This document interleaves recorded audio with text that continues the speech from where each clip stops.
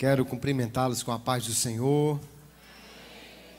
É muito bom estar aqui mais uma vez. Louvo ao Senhor por este tão abençoado dia de podermos chegar aqui a esta igreja que sempre nos recebe muito bem, e nós também sempre temos uma alegria muito grande de estar aqui com os queridos irmãos.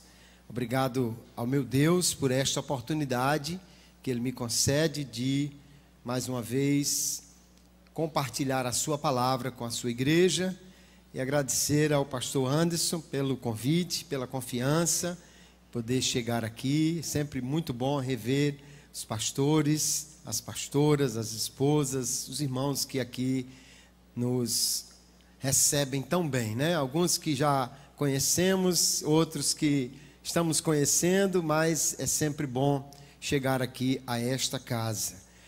Vamos abrir as nossas Bíblias no livro do Gênesis, primeiro livro da Bíblia, capítulo 50, para nós lermos a palavra de Deus a partir do verso 15. Eu quero aqui, com a autorização do pastor Anderson, comunicar aos irmãos, pela graça de Deus, temos publicado mais um livro, A Trilha do Pregador. É um livro para quem quer começar a pregar, para quem quer continuar pregando, para quem quer ensinar, porque muitas das coisas que nós usamos na pregação também são perfeitamente aplicáveis ao ensino em qualquer área. E para quem nem é pregador, nem sabe ainda se vai começar, mas para quem gosta de uma boa história, o livro também é muito interessante, porque é um manual de pregação escrito na forma de uma narrativa. Então tem um jovem que ele quer aprender a pregar, mas ele, logo no início do livro, ele está muito trêmulo, com muita dificuldade, e ele encontra um mestre que vai ensiná-lo a construir todo o seu sermão e muitas outras lições, até que no final ele elabora o seu sermão, prega na igreja e dá tudo certo. Então você pode adquirir, está lá na livraria, A Trilha do Pregador, tá? Que Deus abençoe, que muitos pregadores surjam, muitas pregadoras surjam aqui e possam comunicar a palavra de Deus com ousadia. Gênesis capítulo 50, verso 15 em diante, diz assim a palavra de Deus: Vendo os irmãos de José que seu pai já era morto, disseram: É possível que José tenha ódio de nós, certamente nos retribuirá todo o mal que lhe fizemos. Por isso mandaram dizer a José: O seu pai, antes de morrer, ordenou o seguinte: É isto que vocês dirão a José: Perdoe, por favor, a transgressão dos seus irmãos e o pecado que cometeram, porque eles lhe fizeram mal.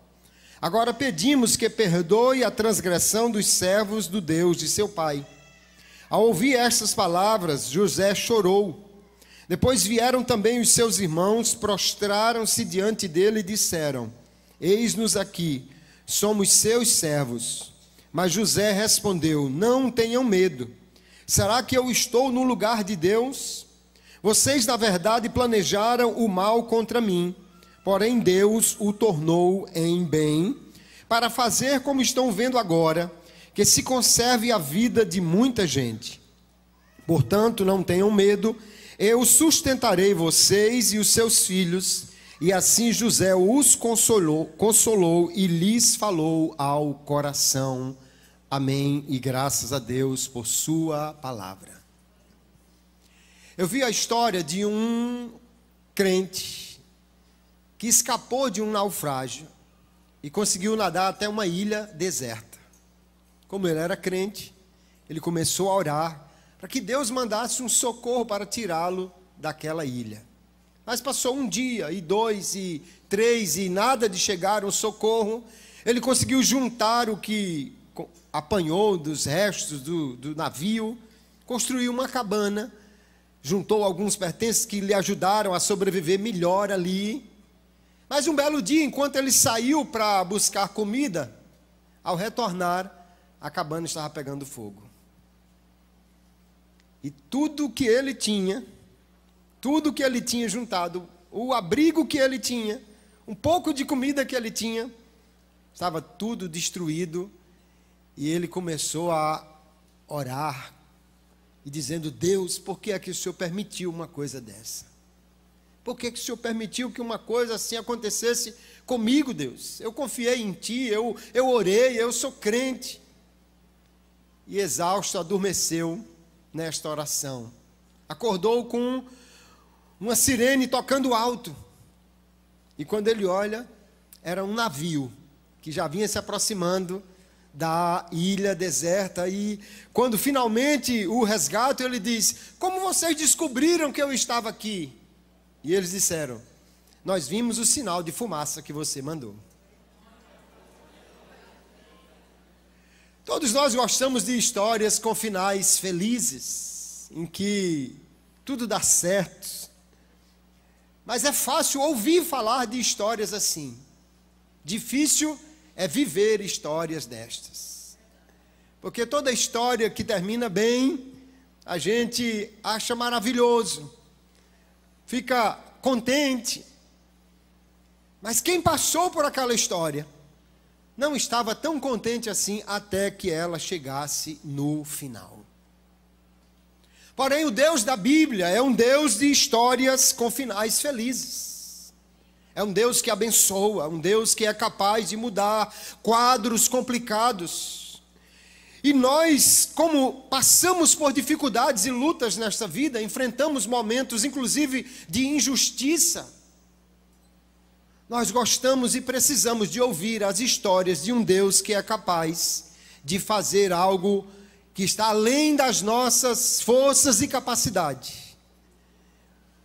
Mas quando nós olhamos a história da Bíblia, podemos crer neste Deus que faz coisas maravilhosas por nós. Hoje nós vamos ver uma história que todos já conhecemos, mas podemos olhar o final dela hoje, a história de José. Finalzinho do livro do Gênesis.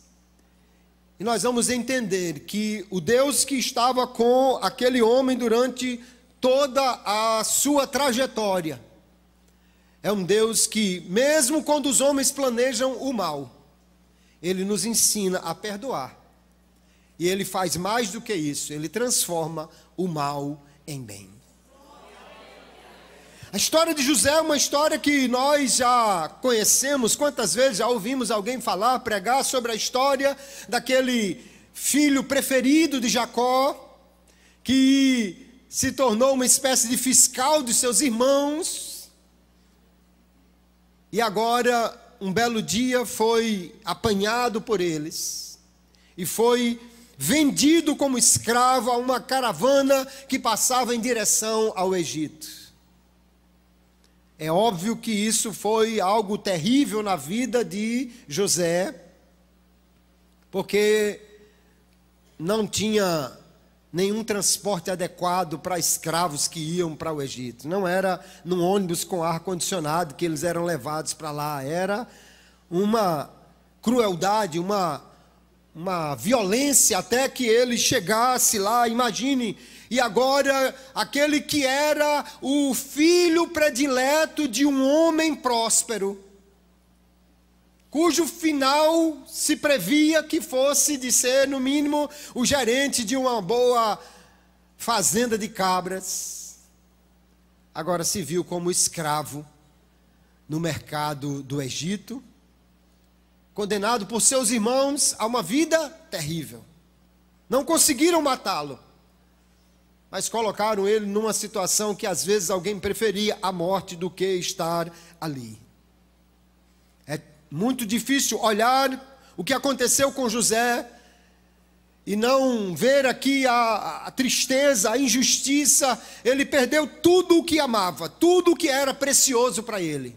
José perdeu sua família, perdeu seus bens, sua liberdade, seu idioma, a casa de seus pais, perdeu a sua cultura e aparentemente o seu futuro. Um homem vendido como escravo não tinha futuro certo, ou pelo menos não tinha um futuro bom. Mas José ainda estava dentro dos planos de Deus para a sua vida.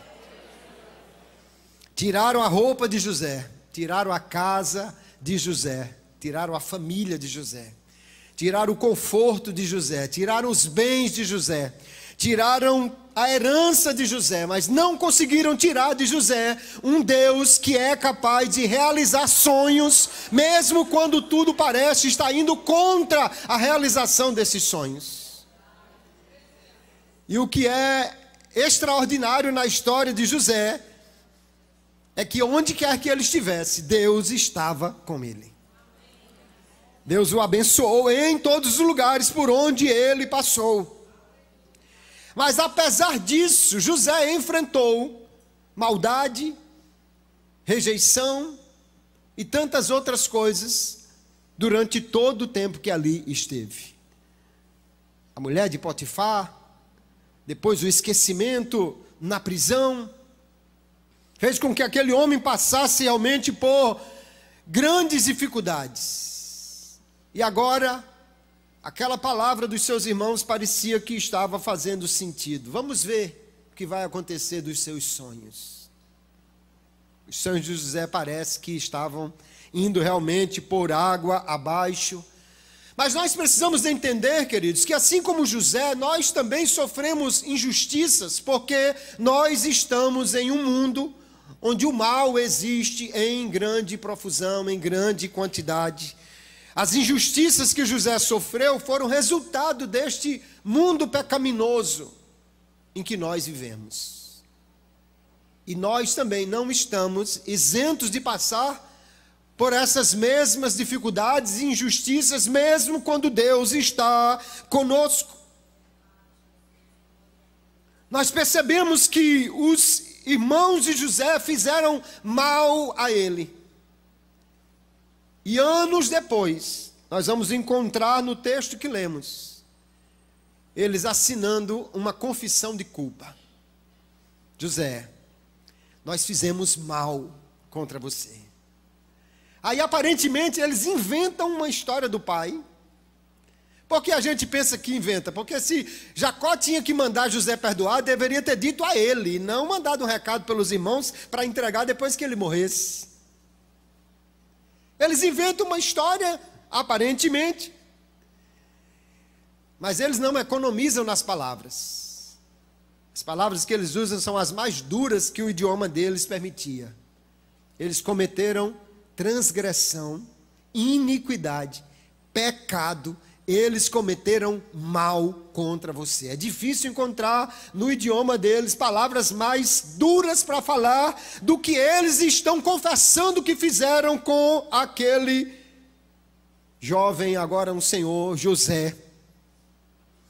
E note que eles, em resposta ao mal que eles fizeram, eles esperam ódio, vingança, retribuição. Porque essa é a ideia dos homens. O problema não está no caráter de José, que tinha se mostrado bom até agora. O medo é fruto da consciência pesada deles por causa de quem eles eram e do que eles fizeram. Mas nós, queridos irmãos, não vivemos em um mundo diferente de José. O apóstolo Paulo lá na epístola a Tito, capítulo 3, o verso 3, ele diz que nós, antes de conhecermos a Jesus, éramos insensatos, desobedientes, desgarrados, escravos de todo tipo de paixões e prazeres, vivendo em maldade e inveja, sendo odiados e odiando uns aos outros. Essa é a característica do mundo em que nós vivemos. O mundo que nos faz passar muitas vezes por dificuldades e injustiças.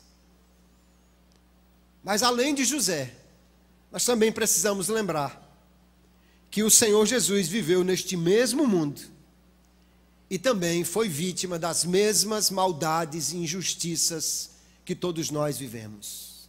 Por inveja, assim como os irmãos de José, os líderes entregaram Jesus para ser crucificado, e depois de colocá-lo lá, há uma fala que parece com a que os irmãos de José disseram: vejamos se ele vai descer dessa cruz. Vamos ver o que é que vai ser das declarações de Messias que esse homem tinha. Vamos ver se ele desce dessa cruz. Nós cristãos protestamos contra a injustiça. Não gostamos desse tipo de coisa, mas nós vivemos em um mundo injusto porque é natural do ser humano decaído esse tipo de atitude. Contudo, o crente nunca passa por lutas e dificuldades sozinho. O Deus que está conosco é um Deus que é capaz de nos guardar, é capaz de nos ajudar, é capaz até de nos fazer mais do que simplesmente sofrer ou resistir à injustiça. É um Deus que nos faz responder à injustiça de uma forma diferente. Os irmãos de José esperavam, ele agora vai dar o troco. Ele vai dar a recompensa, a volta. Porque nós fizemos mal a ele. Nós fomos duros com ele. E não esperamos outra coisa. Mas parece que eles não conheciam quem era o José que Deus havia trabalhado no coração deste homem. Pagar o mal com o mal é natural do ser humano. Mas quando Deus trabalha no nosso coração, nós aprendemos a responder de uma forma diferente. Em vez de retribuição, José está pensando em perdão para aqueles que lhe afligiram, para aqueles que lhe maltrataram. A mensagem deles nem precisava ser dita, nem precisava inventar um recado do pai, porque o pai de José, não Jacó, mas o pai, Deus de Abraão, de Isaac e de Jacó, já havia ensinado José a perdoar. Já havia ensinado este homem a perdoar. E ele agora não somente está disposto a perdoar, mas até chora diante daquilo que os seus irmãos lhe apresentam, porque a culpa que havia no coração daqueles homens não era reflexo do tratamento que José já havia dado a eles. Eles deveriam saber que Deus já havia tratado o coração do seu irmão de forma que ele agora estava pronto a perdoar. Porque quando você volta lá no capítulo 45, José vai dizer: não foram vocês foram só um meio. Quem me enviou para o Egito foi Deus. Deus aqui me enviou para ser pai de Faraó. Deus me enviou aqui para ser governador do Egito. E Deus me enviou aqui para ser salvador desta terra. Há uma coisa que nós precisamos entender, queridos irmãos. Por mais que alguém se levante contra mim, contra você, nenhuma mão nos atinge sem passar pela mão de Deus, que controla, que age, que protege, que guarda o seu povo. E agora José, então, entendendo isso, ele está pronto a perdoar os seus irmãos. Pastor, será que ele não ficou magoado, zangado, triste? É lógico que sim, irmãos. Nós temos um coração humano, nós temos o direito de ter o sentimento. Mas quando Deus trabalha no nosso coração, esse sentimento não se transforma numa coisa ruim, nem muito menos ele serve para alimentar um retorno na mesma medida daquilo que eles deram. Porque nós vamos poder, pela graça de Deus, perdoar aquilo que foi feito. Perdoar não é esquecer. Tem gente que diz assim: não, eu estou lembrado ainda, então eu não posso perdoar. Perdoar não tem nada a ver com memória. Não, ainda está doído, então eu não posso perdoar. Perdoar não tem nada a ver com sentimento. Perdoar tem a ver com a vontade de dizer: eu não retribuo o mal segundo o coração do mal, mas eu retribuo o mal segundo o coração do Deus bom, que também perdoou os meus pecados e agora me capacita a ser um instrumento de perdão para aquele que me atingiu. Perdoar não é esquecer, mas é liberar o cancelamento daquela dívida.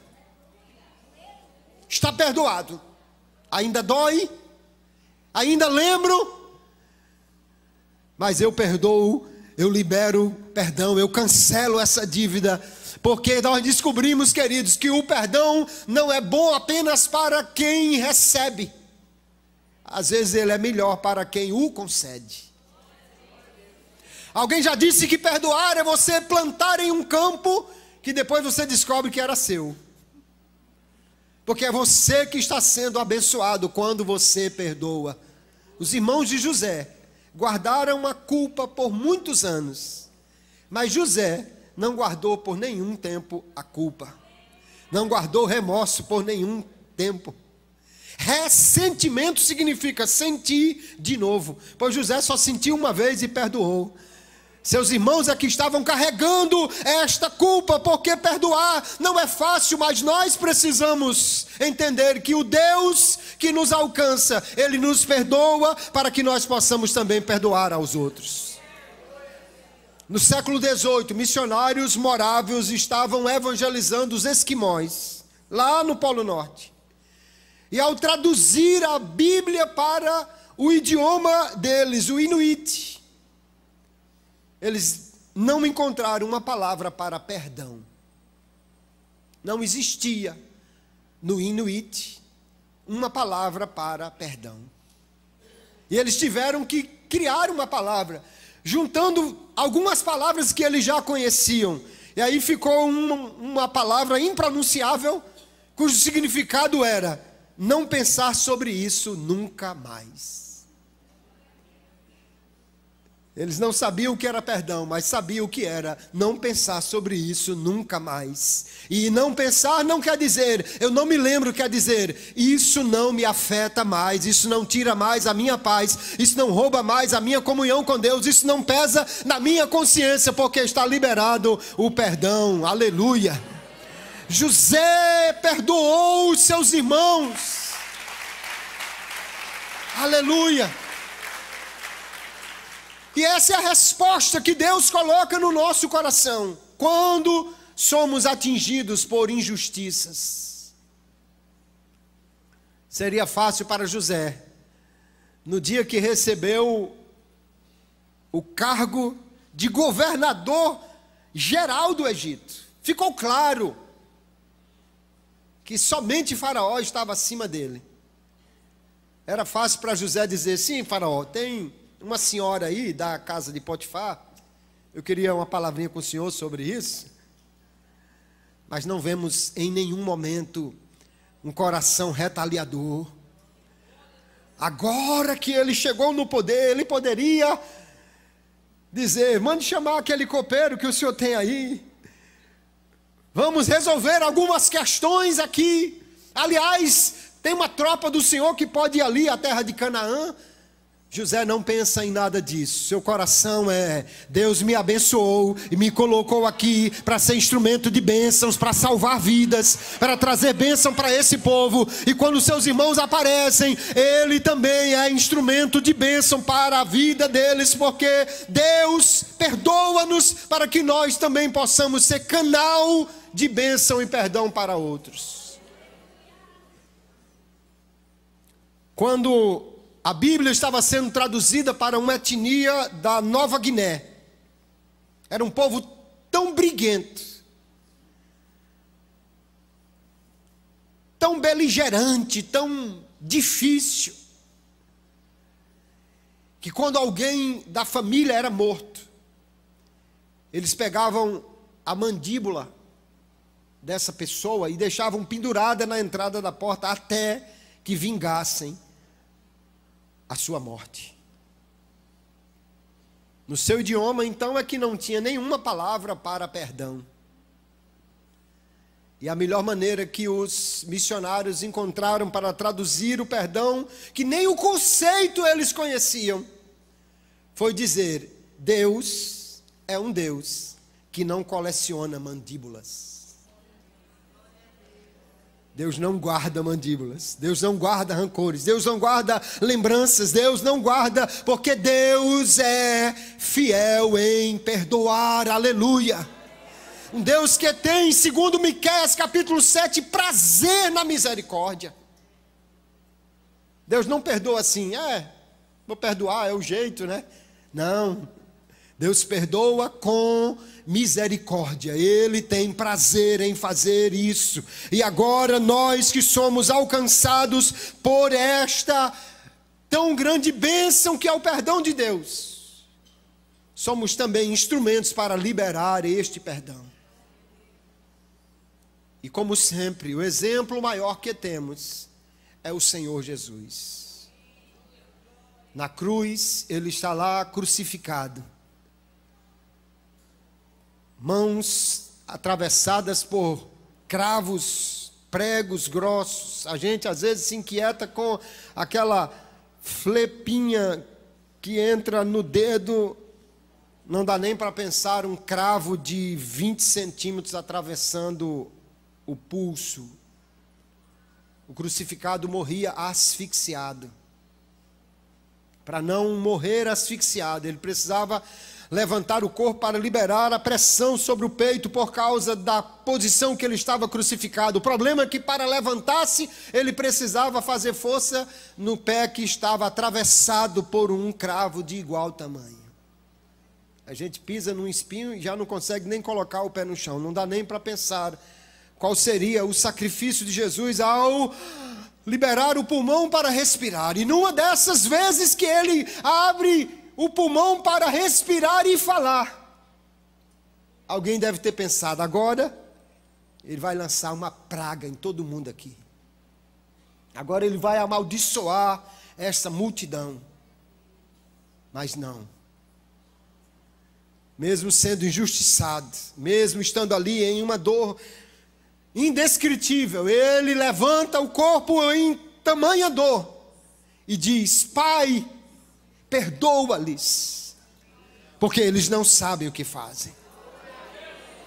Às vezes eu ouço algum crente que diz assim: pastor, como é que eu vou perdoar quem me traiu, quem me abandonou na hora mais difícil? Como é que eu vou perdoar alguém que sequer me pediu perdão, alguém que até hoje ainda fica me insultando, me dizendo palavras duras? Como é que eu vou perdoar essa pessoa? Eu só posso dizer uma coisa: pergunte a Jesus, porque Ele tem experiência nisso. Como eu vou perdoar alguém que me traiu? Fale com Jesus. Ele vai lhe explicar como é que faz, porque Ele tem experiência nisso. Ele, mesmo estando naquele lugar tão terrível e tendo poder para realizar o que quisesse, Ele preferiu liberar uma palavra de perdão sobre aquela multidão, porque o nosso Deus é um Deus maravilhoso em perdoar. Não vivemos com a culpa do passado e nem deixamos que outros vivam com esta culpa sobre nós, porque somos capazes de perdoar, uma vez que o Senhor nos dá o exemplo e a graça para nós liberarmos perdão. José está pronto a perdoar os seus irmãos. Mas Deus, queridos, Ele é extraordinário. Deus vai além de simplesmente perdoar e deixar José viver uma vida tranquila. Porque o que José vai dizer: olha, vocês não tenham medo, eu não estou no lugar de Deus. Vocês planejaram o mal contra mim, Ele sabe o que eles fizeram. Mas Deus transformou o mal em bem. Isso é algo extraordinário, queridos, porque nós vamos lembrar que os irmãos de José planejaram matá-lo, mas Deus transformou aquilo em vida, não só para José, mas para toda a sua família. Eles planejaram escravidão, Deus transformou em libertação para eles. Eles planejaram privação, Deus transformou em provisão para eles.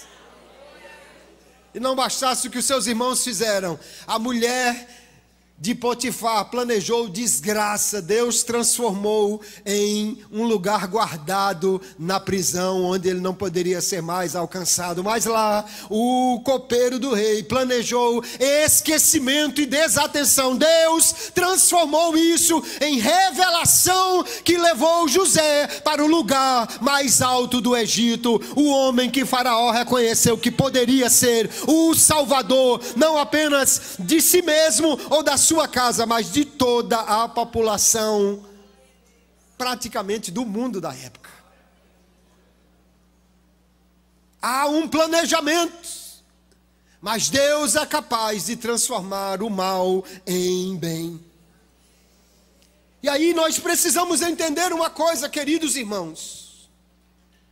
Nosso Deus é tão maravilhoso, é tão grande, que tudo o que nós passamos, mesmo aquilo que dói, machuca, humilha, mas nós podemos ter a certeza, mesmo quando permite o mal que nos alcance, Deus é bom em todo o tempo. Deus é bom quando permite mesmo o mal chegar à nossa vida, à nossa casa. Se você parar para pensar um pouco nessa realidade, isso é extremamente libertador. Porque às vezes nós ficamos tão bloqueados com as coisas que estão nos acontecendo, com a injustiça que estão nos fazendo passar, com a rejeição, com a vergonha, com a humilhação, que nós permitimos que o coração seja azedado por essa situação, pelo mal que chega até nós. José entendeu, não são eles, é Deus que está à frente. Não é Potifar, não é Faraó, não são meus irmãos que estão liderando este projeto. Deus está construindo esta história. Mas com certeza, isso não foi no primeiro dia de escravidão a que José chegou a essa consciência. Porém, Deus vai mostrando que está com ele. Primeiro já ele chegou no Egito, e em vez de ir trabalhar como escravo, construindo pirâmide, ele já foi para a casa do chefe da guarda de Faraó, que já foi uma graça de Deus. Porque o trabalho não era tão pesado como outros. E lá puderam ver que ele sabia administrar. Seu pai não colocou ele de fiscal dos irmãos à toa.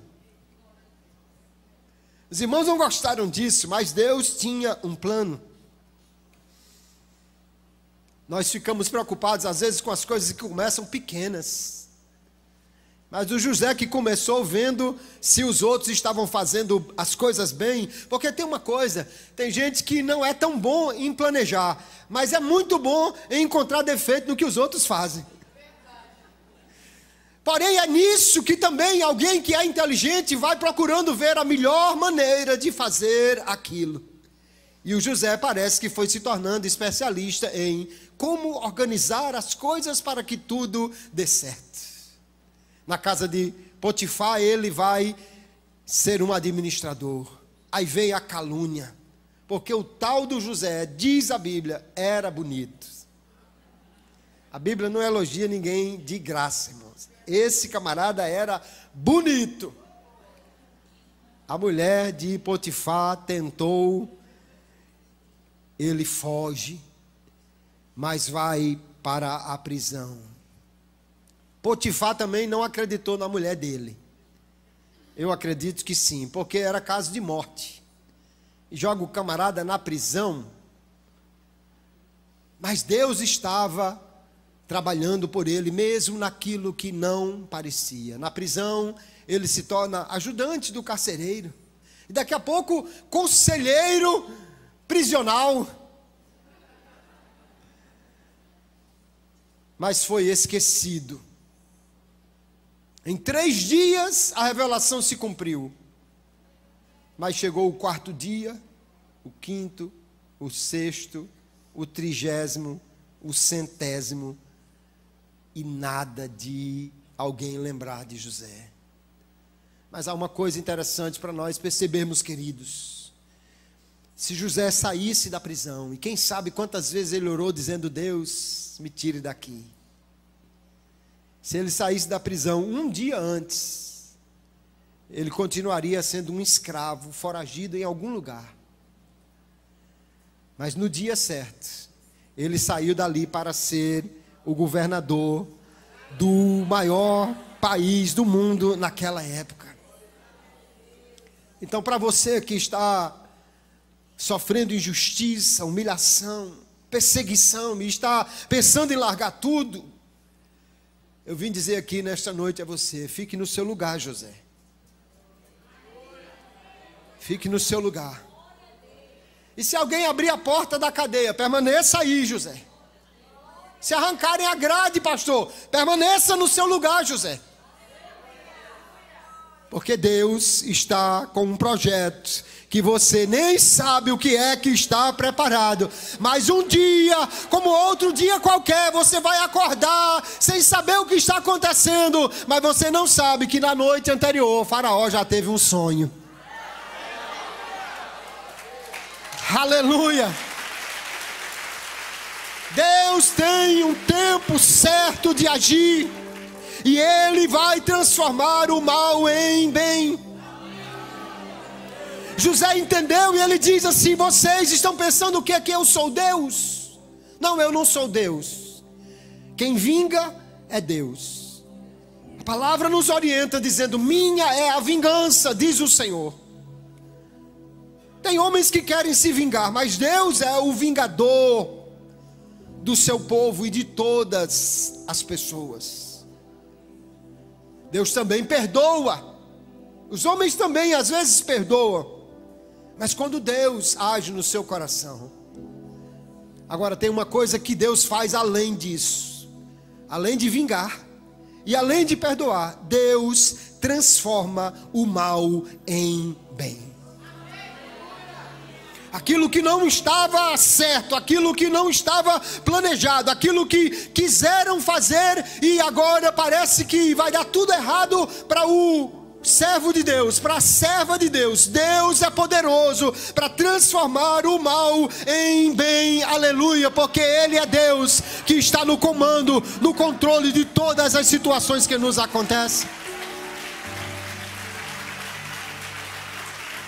E a maior expressão desta verdade está na cruz do Calvário.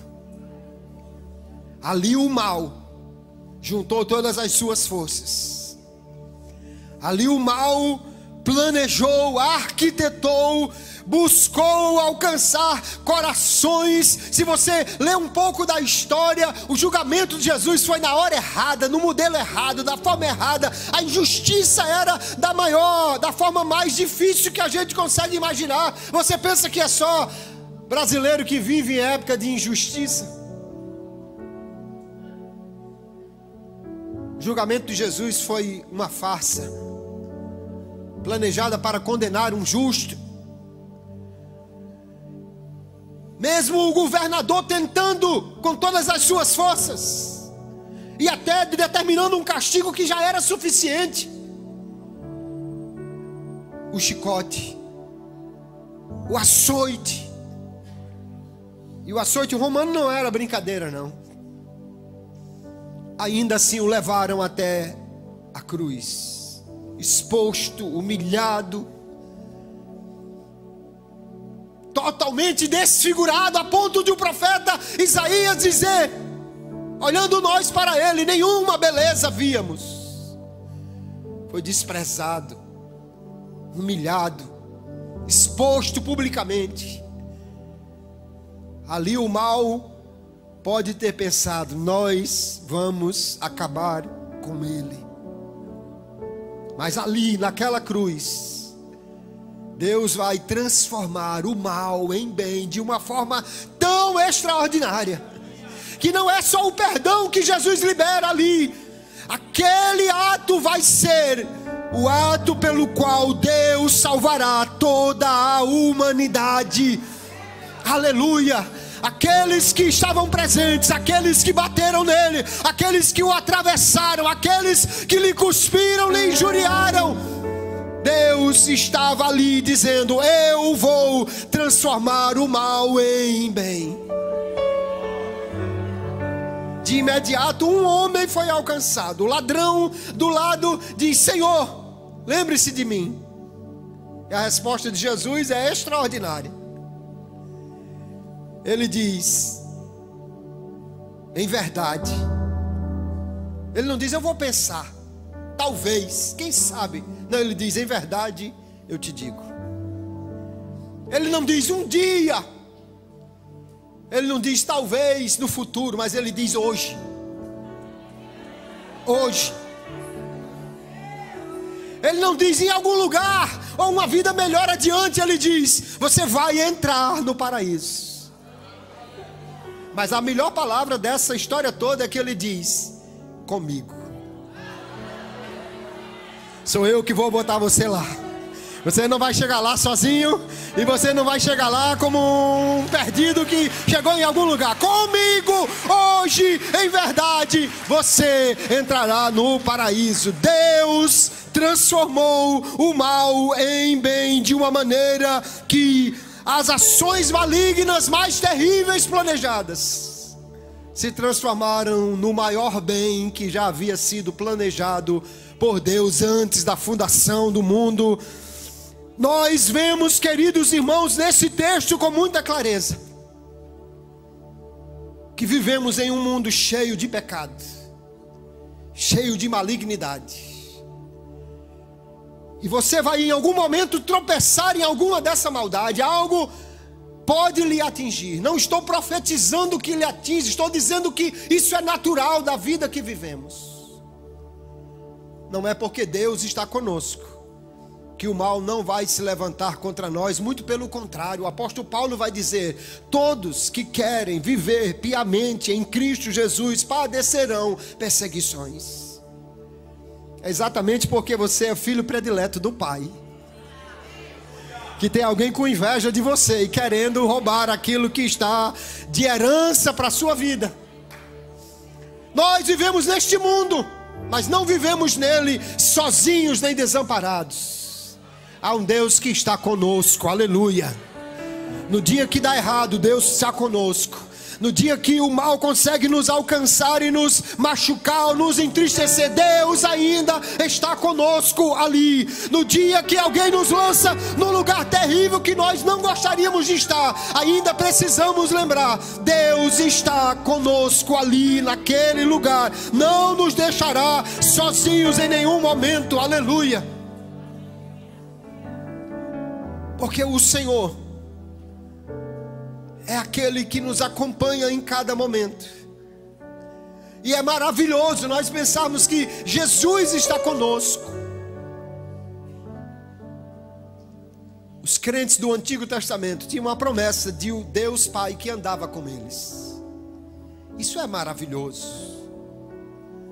Mas um Deus que parece às vezes tão distante, um Deus que parece não conhecer a realidade do sofrimento, a ponto de Jó, no seu sofrimento tão grande, um homem tão injustiçado ali,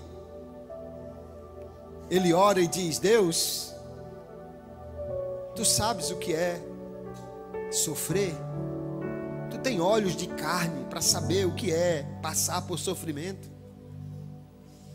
Eu queria que se eu estivesse no meu lugar, Deus, ou que tivesse alguém que fizesse esse papel de mediador entre mim e ti, alguém que soubesse o que é sofrer. Pode ler lá no capítulo 9, início do capítulo 10 de Jó, ele fala assim com Deus. Eu imagino no dia que Jó encontrou com Jesus, no dia que o Senhor, ao levar os espíritos para o paraíso, agora ele pôde dizer: Jó, você queria conhecer um Deus que sabe o que é sofrimento? Queria conhecer um Deus que tem carne, que sabe o que é passar angústia, dor? Muito prazer, eu sou Jesus. Isso é extraordinário nós lembrarmos. O Senhor que está conosco é aquele que o livro de Hebreus vai dizer, aquele que não cometeu nenhum pecado, mas Ele está pronto para nos socorrer em qualquer das nossas tentações, porque Ele passou por cada uma delas. É lógico que Deus o Pai sabe o que é o sofrimento, porque Ele é onisciente. Mas o Deus, o Senhor Jesus, que está conosco, que prometeu estar ao nosso lado em cada momento, Ele sabe o que é sofrimento, sabe o que é a dor que machuca, sabe o que é a dor do desprezo, Ele sabe o que era a dor da humilhação. Você não passa por nenhuma dor que o seu Senhor já não tenha sofrido e não esteja preparado para lhe dar graça para passar por isso, graça para perdoar quem lhe afligiu, e mais do que isso, o Deus que sabe transformar pranto em cântico de alegria, sabe transformar o mal em bem, é aquele que está conosco a cada instante. Nas palavras finais do Gênesis, lembramos da história de José, mas é inevitável nos lembrarmos também da história de Jesus. Como ele, injustiçado, perdoou e transformou o dia mais escuro da história no dia que todo mês nós comemoramos como uma festa. Todo mês nos reunimos para celebrar a ceia do Senhor, comemorando o que poderia ser o dia mais triste da história.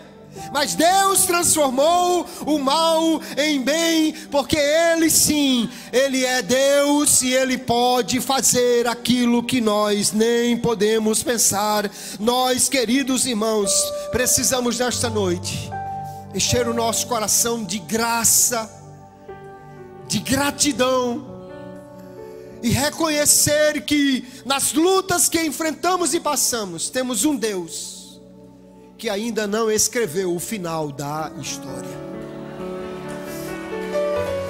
Aleluia.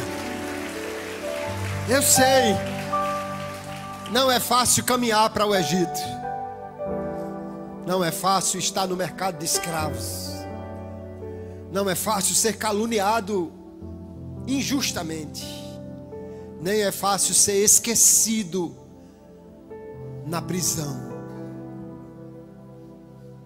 Muitos de nós aqui certamente já vivenciamos situações, se não nesse ponto, nessa intensidade, mas em situações parecidas com a que José passou. E talvez ainda hoje você fica guardando no coração a memória daquele dia do desprezo, daquele dia da angústia, daquele dia da vergonha. Mas nesta noite, a palavra de Deus nos convida a trazer graça sobre aquele dia, sobre aquela situação, para entender: não foi o homem que te feriu, não foi a pessoa que te atacou, não foi o sistema que te envergonhou, não foi a injustiça do homem que fez isso apenas. Deus permitiu que isto acontecesse para Ele escrever um final diferente da história para você. Aleluia. Sabe por quê? Porque em cada luta que passamos, adquirimos experiências para ser quem antes nós não éramos.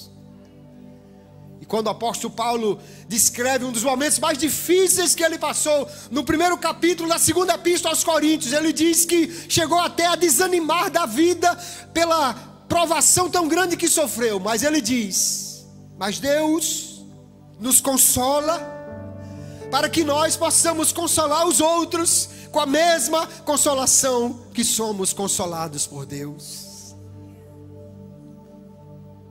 Quando eu estava pastoreando uma das igrejas que pastoreei aqui em Natal, a terceira, uma irmã casada de pouco tempo perdeu o que seria o primeiro filho, um aborto espontâneo. Como pastores fomos fazer uma visita, e aquela irmã ali naquele momento tão difícil, minha esposa Dione disse: minha filha, Deus vai te abençoar, Deus vai te dar um outro filho. E naquele momento difícil ela disse: é fácil para a senhora dizer isso. E Dione disse: é não, deixa eu contar a minha história. Quando nós casamos, Dione queria que o teste de gravidez já fosse positivo no dia seguinte da lua de mel, porque gosta muito de criança e queria logo um filho. Mas passou 1 mês, 2, 3, 5, 6 meses, 1 ano, nada. E quando os exames foram feitos, o médico disse: as trompas ou tubas de falópio estão obstruídas, não tem como engravidar.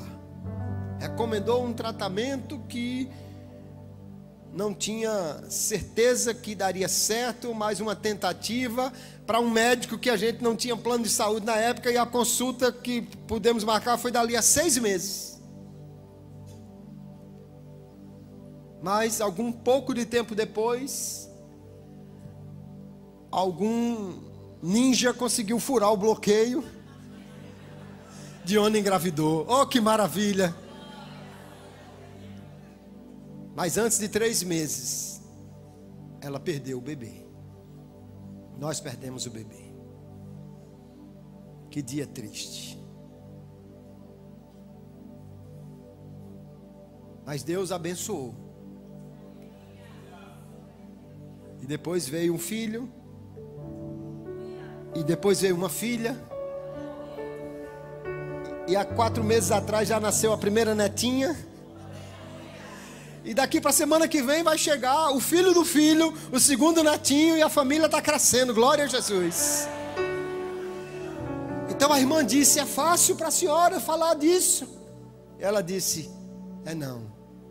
Eu estou falando do que Deus já fez na minha vida. Porque contar histórias de prisão sem ter passado por lá é fácil. Mas quem já viu, como diz o popular, o sol nascer quadrado, pode falar de prisão com mais profundidade. Por isso que às vezes passamos por lutas e dificuldades que nós dizemos: eu não queria passar nisto aqui. Mas Deus tem planos, Deus tem projetos, Deus tem treinamentos, Deus tem capacitações, Deus tem diplomas, que só alcança quem está disposto a passar por aqueles pontos que você gostaria de não passar, mas que Deus sabe que são necessários para lhe dar capacitação, experiência e graça para poder ministrar aos outros aquilo que Deus já ministrou na sua vida. José entendia: Deus pode transformar o mal em bem, e por isso ele pôde perdoar, crer e descansar no que Deus fez e iria fazer. Ele disse: vocês não tenham medo não. A partir de hoje eu vou sustentar vocês, eu vou cuidar de vocês. Deus cuidou de mim, eu vou cuidar de vocês. Deus me perdoou, eu vou perdoar vocês. Deus transformou o mal em bem, eu vou transformar o que vocês fizeram em um bem, porque Deus é aquele que está escrevendo uma história que tem um final feliz, apesar de tudo que nós passamos. Aleluia. Eu gosto de uma ilustração que já é conhecida, mas diz a história que o menino estava lendo um livro, e a narrativa vai prosseguindo. Chega um ponto que o bandido amarrou o mocinho na linha do trem,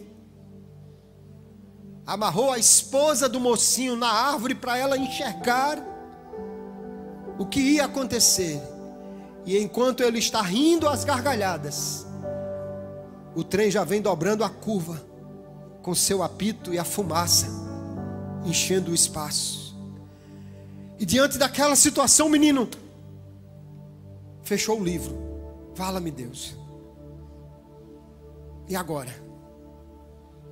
Vai morrer o mocinho, e a esposa dele vai ver tudo, e o bandido vai ganhar. Mas ele teve uma ideia: eu vou ler o final do livro. Aí ele foi lá para a última página do livro. E terminava assim: o mocinho abraçado com a sua esposa, o bandido preso, e foram felizes para sempre. Aí ele fechou o livro, disse: agora eu vou voltar lá na outra página. E ele começou a ler e dizia: pode rir, bandido, pode rir, eu já sei o final da história. Pode rir à toa, porque eu já sei o final da história. Sabe, irmãos, nós às vezes experimentamos momentos de injustiça, de dor, de rejeição, de sofrimento. Mas nesta noite eu vim aqui para lhe dizer: nós já sabemos o final dessa história. Porque lá em Apocalipse capítulo 12, o final da história é: os reinos do mundo são do Senhor e do seu Cristo, e Ele reinará sobre toda a terra. Eu já li o final da Bíblia, eu sei o final da história, eu sei como isso termina. Enche o seu coração de graça nesta noite, porque o Senhor que cuida de você, Ele permite que o dia mau chegue, que a dor chegue, mas Ele é o Deus que pode transformar o mal em bem. Aleluia. Por isso nós podemos dizer com muita graça e gratidão no coração para Ele: és fiel em todo tempo. Fique de pé comigo, por favor. Em todo tempo tu és tão bom. Com todo fôlego que tenho, cantarei da bondade de Deus. Diga de novo que Ele é fiel, aleluia, em todo tempo. És fiel. Todo tempo quer dizer: no dia bom Ele é fiel, no dia ruim Ele é fiel, no dia da vergonha Ele é fiel, no dia do sofrimento Ele é fiel. E é bom, aleluia, e é bom. Mesmo quando o mal atinge a minha vida, isso vem da mão de um Deus que é bom e que, portanto, transformará o mal em bem. Aleluia. És fiel em todo tempo. Em todo tempo tu és tão